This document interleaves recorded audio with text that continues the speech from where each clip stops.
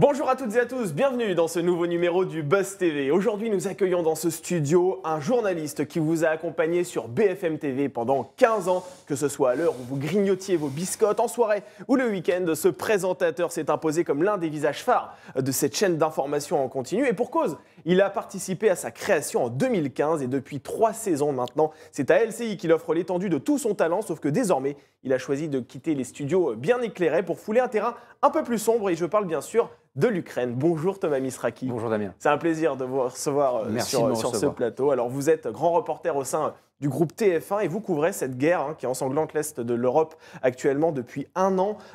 Comment avez-vous réagi le 24 février 2022 lorsque vous avez appris ce que Vladimir Poutine à l'époque avait appelé l'opération militaire spéciale? Comme tout le monde, j'avais du mal à y croire. Ouais. J'avais du mal à comprendre ce qui se passait vraiment. Depuis plusieurs jours, depuis plusieurs semaines, on savait qu'il y avait une forte activité militaire aux frontières de l'Ukraine.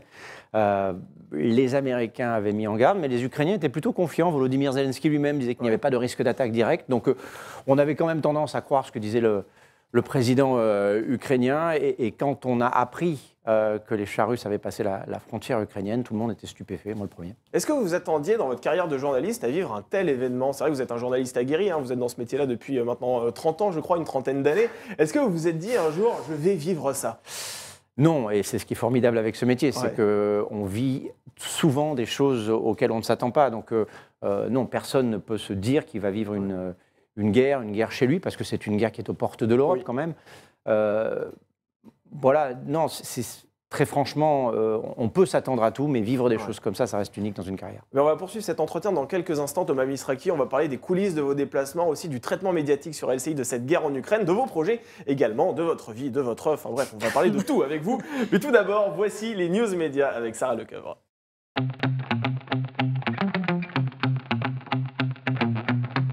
Salut Sarah. Salut Damien, bonjour Thomas. Bonjour. Allez, on commence ces infos médias, tiens, avec le chiffre du jour. Oui, le 10, comme le 10e anniversaire de Cache Investigation, Élise Lucet va célébrer cet anniversaire le jeudi 16 mars prochain, en première partie de soirée sur France 2. Alors au programme, le témoignage des téléspectateurs les plus assidus et la poursuite d'enquêtes emblématiques, notamment celles consacrées aux pratiques managériales de Lidl et aux nitrites dans la charcuterie. Thomas, est-ce que vous vous sentez proche du style Élise Lucet? C'est vrai que c'est un style qui ne laisse personne indifférent, souvent assez pugnace. Vous en pensez quoi? Moi, je trouve qu'elle a un talent incroyable, Élise Lucet. Est-ce que je suis proche de son style? Non, moi, je suis trop gentil, en fait. J'ai l'impression. Je pense qu'elle est gentille aussi, elle fait juste son travail Vous ne suivez pas les gens jusqu'à leur bureau, jusqu'à Non, généralement leur domicile? pas. Non, moi, j'arrive pas à faire ça. Voilà, ça, c'est l'un de ses talents à Élise Lucet. Elle a cette niaque, cette hargne journalistique. Alors après, je la connais pas personnellement, donc peut-être que dans la vie de tous les jours, c'est quelqu'un d'extrêmement gentil, mais moi, j'arrive pas à faire ça. Vous êtes fan en tout cas de ces émissions Cache Investigation, Envoyé spécial? Vous êtes un gros consommateur de documentaires à la télévision? Je suis un gros consommateur de documentaires, ces émissions-là, je les regarde une fois de temps en temps quand les sujets m'intéressent. Je suis pas un gros consommateur de ces émissions-là, mais d'abord, c'est des marques qui ont le mérite d'exister, qui se sont imposées dans le PAF. Et ça, c'est quand même pas facile à faire, donc chapeau. Allez, on poursuit ces infos médias avec toute autre chose, Sarah, avec des nouvelles informations sur Mariés au premier regard sur M6. Oui, la nouvelle et 7e saison de l'émission de dating sera lancée dans les prochaines semaines sur M6. Et la production, qui a tenu une conférence de presse mercredi après-midi, a annoncé quelques nouveautés, dont un couple homosexuel pour la première fois qui sera uni dans l'émission. Il s'agit de 2 hommes compatibles à 79% selon la science. Le psychologue Pascal de Sutter, qui a quitté le programme en fin de saison dernière, sera lui remplacé par Gilbert Boujaoudé, qui est thérapeute de couple et sexologue. L'experte Estelle Dossin, elle, reste dans le programme. Alors pour rappel, Mariés au premier regard est un programme de romance où des célibataires compatibles se rencontrent pour la première fois le jour de leur mariage. C'est vrai que c'est assez audacieux. Ça, c'est plus qu'audacieux. Il faut avoir confiance en la production. Thomas, est-ce que vous regardez ce genre de programme à la télévision? Est-ce que c'est votre petit plaisir coupable? Non, mais franchement, là, j'ai envie de regarder parce que mais oui. je connaissais pas et juste le pitch est extraordinaire. Il y a plein de couples qui sont restés ensemble et qui ont même fait des enfants. Vraiment. Et ça marche. Il y en a quand même quelques-uns qui se sont séparés malgré tout. Oui, mais il y a eu des bébés bébé, C'est Mario vrai, au premier c'est vrai. regard. Mais vous Donc, voyez toujours le verre à moitié plein, vous. Ben Sarah, oui, c'est je suis pour ça. positive. Mais ceci dit, c'est vrai que c'est une émission dans l'univers du divertissement. Vous êtes journaliste et on a vu ces dernières années que certains journalistes décidaient d'animer des émissions, comme par exemple Question pour un champion, pour ne citer que cet exemple-là avec Samuel Etienne. Est-ce que vous, le divertissement, c'est quelque chose que vous regardez aussi d'un œil professionnel? Alors pas du tout. Non, vraiment Pas du tout, non, parce que d'abord il faut un talent d'animateur que je n'ai peut-être pas, ça c'est la première chose. Et la seconde, c'est que j'adore mon métier. J'adore être ancré dans le réel. Pas que ce soit faux le divertissement, c'est pas ce que je dis, mais c'est beaucoup plus produit, c'est beaucoup plus écrit. Voilà, je ne me vois pas du tout faire ça dans les années qui viennent. Non. Et vous faites très bien votre métier, donc ça tombe Je bien. sais. Restez là-dedans et on va en parler tout de suite dans l'interview du Buzz TV.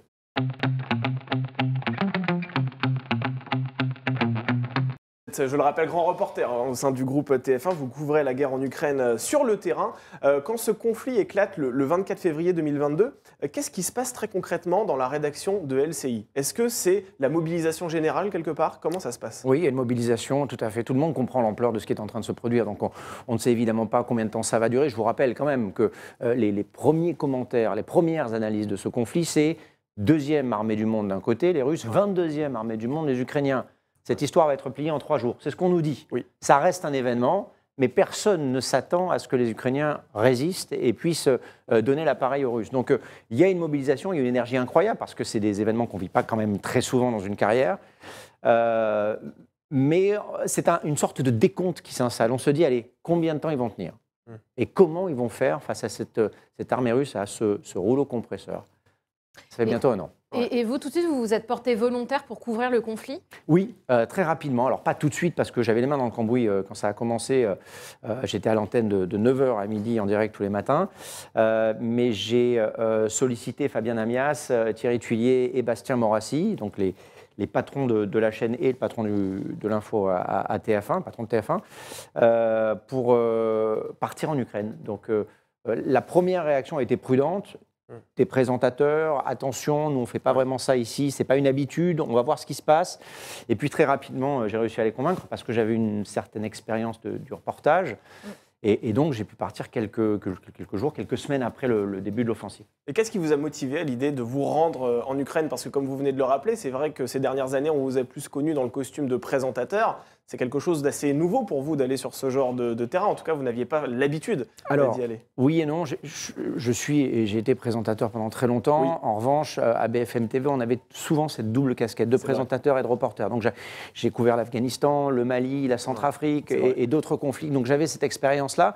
Ce qui m'a motivé, moi, c'est que j'avais envie de comprendre ce qui se passait, pourquoi ça se passait, comment les gens allaient réagir à cette guerre. Je me suis souvent posé la question de ce qui s'est passé en France entre 1939 et 1945. Je me suis demandé très tôt, quand j'étais petit, comment mes grands-parents avaient vécu cette guerre, ce conflit. Ils étaient jeunes à l'époque, mais comment ils avaient traversé ça. Et ça me passionnait, ça me fascinait. Et j'avais envie de comprendre, les tenants et les aboutissants de ce conflit, évidemment, mais aussi ce qu'était un pays européen en guerre, parce que l'Ukraine, ça se rapproche quand même beaucoup de l'Europe. C'est vrai. Et sur place, qu'est-ce qui vous a le plus marqué? Quelle image aujourd'hui vous reste en mémoire? Alors, il y a eu plusieurs phases dans cette guerre, et lorsque nous arrivons très rapidement en Ukraine, après le déclenchement de l'offensive, ce qui me marque, c'est d'abord la formidable combativité des Ukrainiens. On se retrouve avec des gens qui font des barrages, avec des sacs de sable et des fusils de chasseurs. On se dit, mais ils ne vont jamais tenir face aux Russes.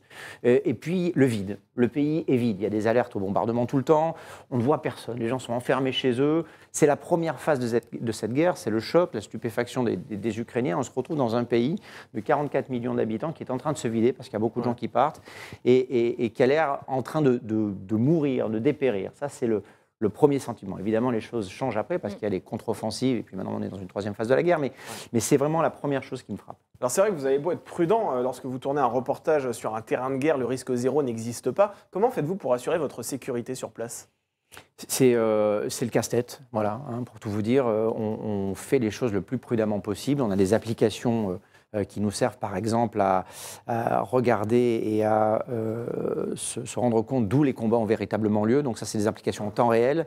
On sait où ça tape, on sait qui frappe, on connaît les mouvements de troupes, donc on sait quelle unité est là ou ici. Ce sont des applications fournies par l'armée ukrainienne? Non, pas du tout. Ce sont des applications privées qui sont disponibles gratuitement sur les téléphones portables. Donc il y en a plusieurs. Donc on se sert des cartes interactives pour se déplacer. Évidemment, il y a toutes les consignes de base. On a des gilets pare-balles, on a des casques, on sait qu'il y a des zones où il ne faut pas aller. On travaille parfois embarqué avec l'armée ukrainienne parce que nous, on couvre le côté ukrainien du conflit. On a des équipes qui couvrent à TF1 le côté russe. Jérôme Garraud, Lisan Boudoul, pour ne pas les nommer, qui font un travail exceptionnel. Nous, on couvre la partie ukrainienne. Donc on se protège, on fait attention, on a des informateurs sur place, on passe beaucoup de coups de fil avant de se déplacer. Mais on est exposé, évidemment. On est exposé aux tirs d'artillerie, on est exposé aux missiles. Ça nous est arrivé. C'est arrivé, bien sûr, à plusieurs de nos équipes. Je pense à Michel Scott à Kharkiv. Nous, on s'est fait tirer dessus. Un missile nous est passé à quelques dizaines de mètres à Kherson, sur la route. Voilà. Vous avez senti qu'à ce moment-là, ça pouvait basculer? Ah bah oui, vous vous dites, nous quand on s'est fait tirer dessus par un missile, on était en voiture, c'est la voiture qui était juste devant nous qui a explosé. Quand vous voyez la force du missile qui passe juste au-dessus de votre voiture et que vous voyez celle qui est devant vous qui explose avec des gens à l'intérieur, c'est quelques secondes, hein, c'est ça qu'il faut bien comprendre. Moi je me suis dit, je ne vais pas voir ma fille grandir. Voilà, quelques secondes après, vous vous dites, je suis toujours en vie, comment on sort de là? Voilà. Et c'est ce qu'on a fait, on a passé une demi-heure, on a quitté notre véhicule évidemment, on s'est mis dans la forêt, on s'est fait tirer dessus après, il a fallu sortir de la forêt, reprendre la voiture, s'échapper. Voilà, après ça c'est... Et après vous êtes sur un terrain de guerre. cet épisode, vous êtes resté là-bas, sur place, ou Oui, on TF1 est resté dans la vous a région. dit, bon, faut peut-être Non, rentrer on a eu Thierry Tuillier le soir au téléphone, on lui a expliqué ce qui s'était passé. On a fait le choix de rester avec Axel Charles Messens et Lucas Lassalle qui étaient avec moi, et notre fixeur évidemment, Kostya Yeramenko. On s'est dit qu'il fallait qu'on reste, voilà. Voilà. Justement, votre témoignage est assez fort et on imagine d'ailleurs que c'est assez dur pour vous de partir en Ukraine et de savoir que peut-être, comme vous le dites, et je retiens cette phrase-là, je ne vais peut-être pas voir ma fille grandir. Comment psychologiquement on se prépare à ça? Comment on se prépare à aller sur le terrain? Alors c'est vrai que vous n'êtes pas arme à la main comme un militaire, mais malgré tout, vous êtes exposé aussi à ces missiles. Oui, mais c'est notre boulot, en fait, c'est ce qu'on fait. Hein. On était à Bakhmout, moi je suis rentré il y a une dizaine de jours, on est resté là-bas une semaine dans la ville, à faire des reportages tous les jours. On ne dormait pas sur place parce que c'est trop dangereux, donc on dormait à Kramatorsk qui est à une 50 km de là. Le simple fait de faire les allers-retours dans Bakhmout tous les jours, c'est un risque. C'est notre boulot, c'est ce qu'on fait. On fait le maximum pour se mettre à l'abri, pour ne pas se mettre en danger. Tout le monde fait la même chose.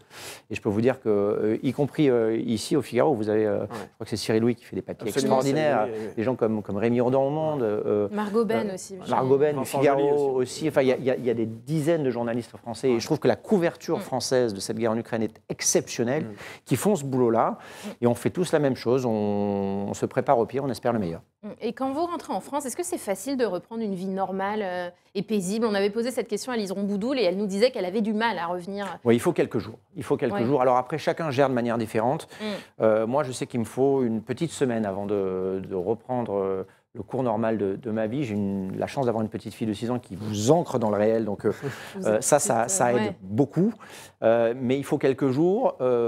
Chez TF1, on est assez bien suivi aussi. On a des rendez-vous avec des psys quand on rentre. Et au début, je trouvais que ça, moi c'est ma 5e mission là, je trouvais ça pas forcément utile. En fait, non, c'est très utile. Ça permet de parler, ça permet d'expliquer, ça permet d'extérioriser certaines choses.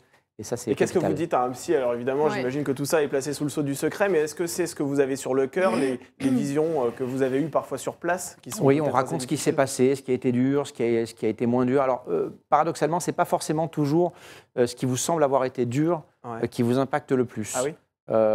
Et ça, c'est le travail du psy, de faire sortir les choses et de vous faire raconter le mieux possible et le plus possible pour évacuer tout ça. Voilà. Ce qui est important, c'est d'en parler, d'évacuer. Et vous parlez de votre petite fille de 6 ans, vous lui dites ce que vous faites, les risques encourus? Non, elle ne le sait pas, elle sait que je suis en Ukraine parce qu'elle commence à avoir une idée des choses, mais elle ne sait pas ce qui s'y passe et je lui parle pendant ma mission le plus possible quand on a du réseau, quand on peut avoir une conversation vidéo notamment, donc elle voit les chambres d'hôtel, elle voit rien d'autre. Mais non, elle a 6 ans, ses préoccupations principales sont les sirènes et les licornes. On l'embrasse d'ailleurs parce qu'elle nous regarde là au Best TV. Alors, en tant que journaliste, c'est vrai que vous avez pour mission d'être le plus objectif possible, en tout cas le plus neutre, j'ai envie de dire. Mais dans un contexte de guerre, où l'on a tendance à vite classer le gentil dans la catégorie du gentil et le méchant dans la catégorie du méchant, est-ce que c'est facile de prendre suffisamment de recul? Est-ce que c'est facile finalement d'être entre la Russie et l'Ukraine, ou bien vous avez pour, entre guillemets, obligation d'être quelque part un peu pro-ukrainien parce que vous êtes en France et la France soutient l'Ukraine? Là, vous posez la question de l'objectivité. Ouais. Notre boulot à nous, c'est d'être le plus objectif possible. Voilà. Ça, c'est la première chose. La seconde, c'est que dans ce cas de figure-là, très précis, il y a des règles de droit international. Ce n'est pas nous qui les décidons. Ces règles, elles sont là et elles sont là pour que le monde fonctionne correctement. Dans ces règles-là, il y a un agresseur et un agressé. On peut penser ce qu'on veut des Ukrainiens. Ce n'est pas un peuple parfait, ce n'est pas un pays parfait, ce n'est pas forcément des gens parfaits. Les Français ne le sont pas non plus. Mais c'est comme ça. L'agresseur, c'est la Russie. L'agressé, c'est l'Ukraine. Je crois que la grande majorité des gens dans le monde ont compris que cette guerre-là, c'est le fait d'un pays, en l'occurrence d'un régime, d'un homme, Vladimir Poutine pour ne pas le nommer, et donc les choses sont relativement claires.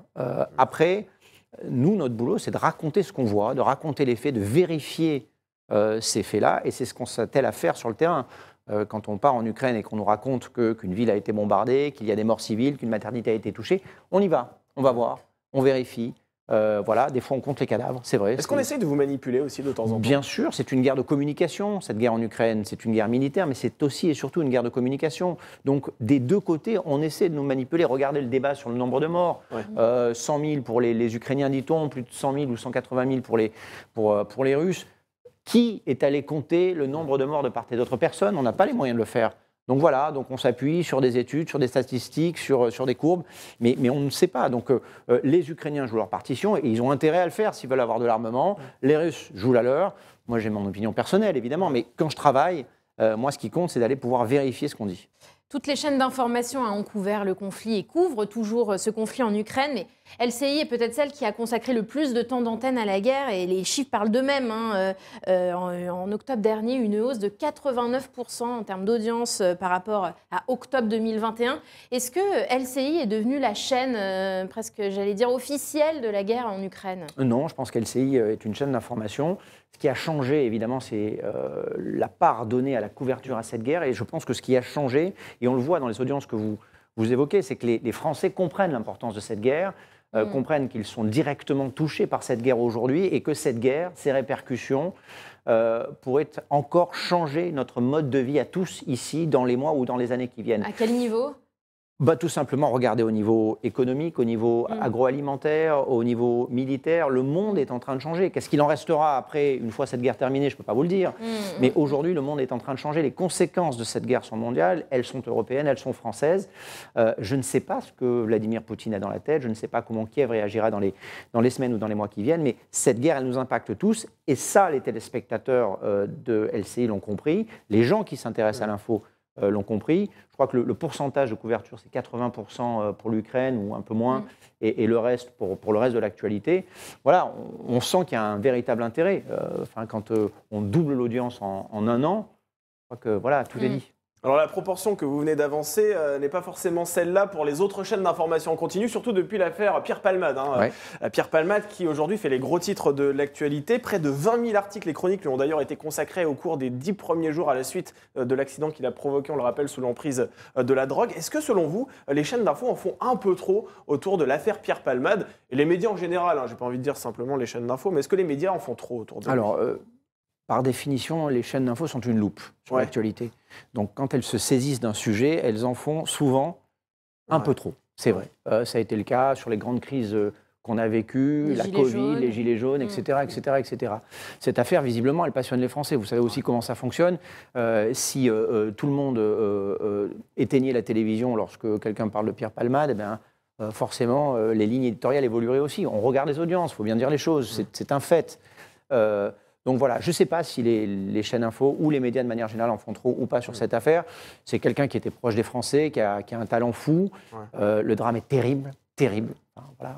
Et on découvre une autre facette de la vie de cet acteur, de ce comédien qu'on ne connaissait pas forcément. Moi, j'ai suivi cette affaire via les médias, puisque je ne travaillais pas ces derniers jours, depuis mon retour d'Ukraine. Et voilà, et c'est un feuilleton, donc on a envie de connaître la suite. C'est terrible à dire, mais on consomme tous les médias de la même manière. Absolument. Et Damien le disait en introduction, vous avez été pendant 15 ans présentateur sur BFM TV. Qui a démarré en 2005. Hein. J'ai dit quoi? 2015, voilà. Ah, juste 2015. voilà. Ah oui, ah bah non, là... La langue a fourché, mais c'était 2005. Voilà. 2015, ce sera un peu récent. Ce serait très récent. Et vous avez participé au lancement d'ailleurs Ouais, de j'ai présenté la première matinale, chaîne Info de France. Est-ce que cette casquette de présentateur vous manque? Non, parce que j'arrive à la voir encore avec LCI. En tant que joker, cette fois-ci, non? Oui, bah je remplace Julien Arnaud qui remplace Gilles Boulot, donc il n'y a rien de déshonorant. C'est le joker voilà. du joker. Ouais, voilà, je suis le joker du joker, mais moi ça me va très bien parce Ça que vous va, j'arrive ouais. à combiner ces deux choses que sont l'antenne et le reportage. Moi j'adore faire de l'antenne parce que être en plateau c'est formidable, c'est pas à vous que je vais expliquer ça.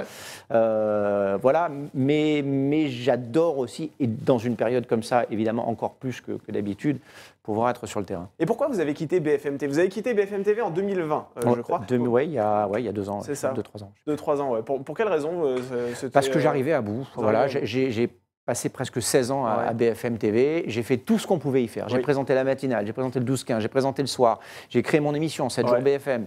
J'ai été grand reporter, je me suis occupé des opérations spéciales et que je ne savais plus quoi y faire. Quand Marc-Olivier Fogiel est arrivé, il m'a fait confiance avec le 9-12. Ensuite, j'ai eu ce poste de grand reporter. Mais j'étais usé, voilà, j'étais usé et j'avais besoin de faire autre chose. J'avais rencontré Fabien Amias et on avait parlé des projets de développement d'LCI et ça m'avait plu. Et puis bosser pour un gros comme TF1, enfin, je pense que c'est le rêve de beaucoup de journalistes, en tout cas c'était le mien. Et du coup l'opportunité s'est présentée. Je vais vous dire que moi, comme elle ne se présente pas tous les 2 jours, les opportunités comme ça, je les saisis. Voilà. Eh bien allez, on vous garde encore quelques instants pour notre dernière rubrique pour le meilleur et pour le pire.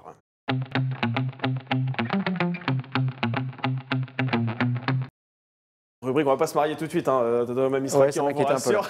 On va vous poser quelques questions sur votre carrière. La première, quel est le meilleur souvenir de votre parcours professionnel? Ah, je sais pas. Vous n'avez pas Je sais pas, j'espère que le meilleur est à venir d'abord. Le meilleur souvenir, moi j'ai vécu 2-3 choses très fortes. D'abord, j'étais sous les tours le 11 septembre 2001, donc c'est quelque chose que j'oublierai jamais parce que je l'ai vécu et je l'ai couvert. J'étais littéralement sous les tours.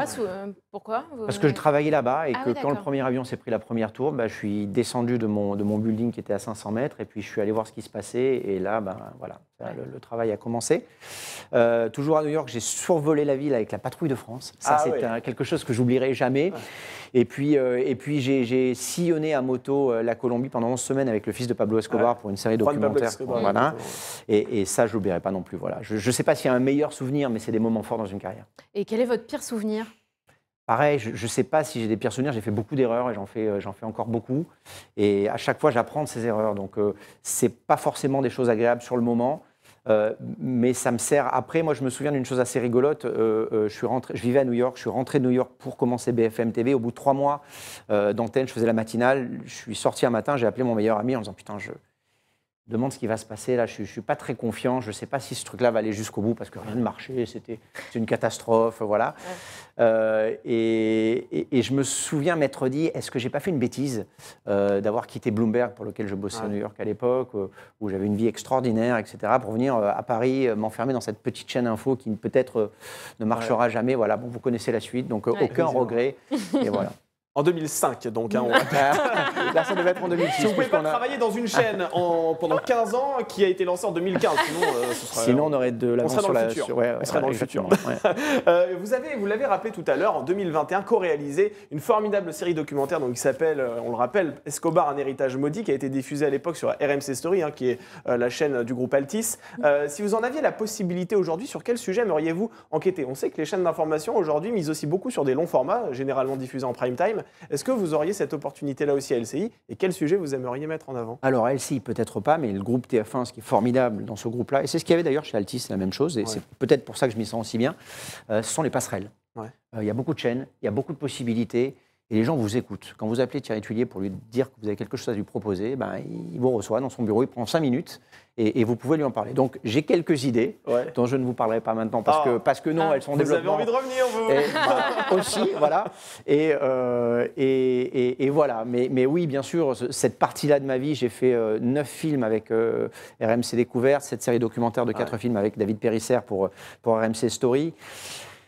Et évidemment que c'est toujours là, parce que le long, c'est quelque chose d'autre, c'est un temps, c'est un rythme différent, et puis vous rencontrez des gens phénoménaux. Donc c'est le sel de ce métier, les rencontres. Ouais, c'est incroyable, effectivement. Et le poste de présentateur, c'est quelque chose que vous pourriez reprendre aussi sur LCI, mais en tant que titulaire cette fois-ci, ou vraiment ce métier de journaliste de terrain? Je vais vous dire, Damien, rien ne se passe jamais comme prévu. Donc oui, bien sûr, moi la présentation, ça me plaît. Après la présentation tous les jours, 3 heures de direct, c'est quelque chose qui est assommant, pas toujours très valorisant parce qu'il faut remplir. Hein, vous le savez, hein, les chaînes info, c'est aussi ça. Donc ça, c'est pas toujours très marrant à faire.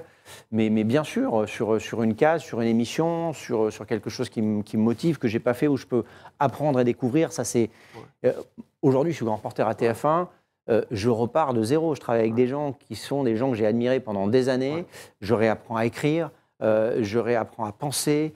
Il y a une exigence à TF1, moi, j'ai jamais connue. Ouais. C'est incroyable. Sur le moindre sujet cabine, pour un 13h ou un 20h, on vous fait faire des trucs, vous arrivez, vous pensez que vous êtes tout truc génial et tout. Alors, ouais, c'est pas mal, mais est-ce que tu peux changer ça et ça, voilà.